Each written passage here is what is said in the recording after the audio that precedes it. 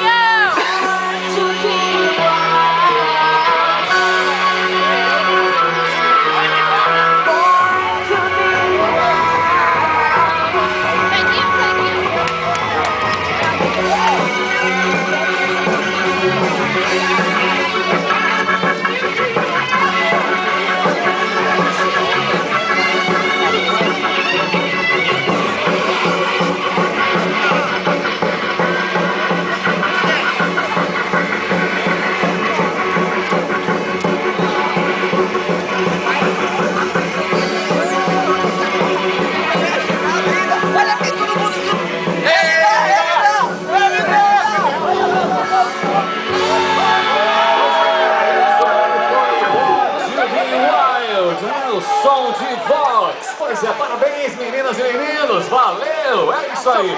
E olha só, como sempre nós temos aquela largada estratosférica, mais de 3 minutos e meio de largada. O pessoal ainda está saindo, é a vez dos caminhantes agora aproveitarem 3 quilômetros.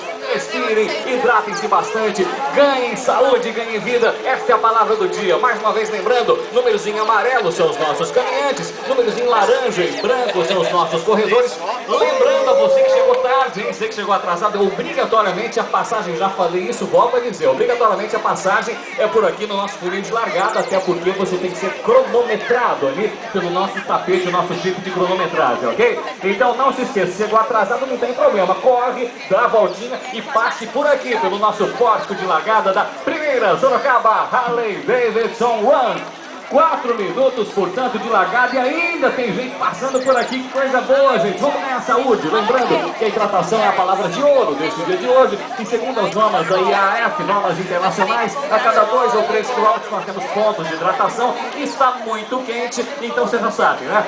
Só seguir o conselho de quem já corre, seguir o conselho do seu professor, do seu técnico, se hidratar bastante e ganhar saúde. Fazer a corrida no seu tempo. É Esta é a primeira Sorocaba Harley Davidson Run, com a realização de Sorocaba Harley Davidson e patrocínio de Taust Supermercados, Run-Up Assessoria Esportiva, PTV Brasil Impressão Digital, Hermes Running, equipe de atletismo, Spyra Materiais Esportivos, Soenvio Engenharia, Sorosilk Confecções e Valtão Seguros, com apoio da Prefeitura de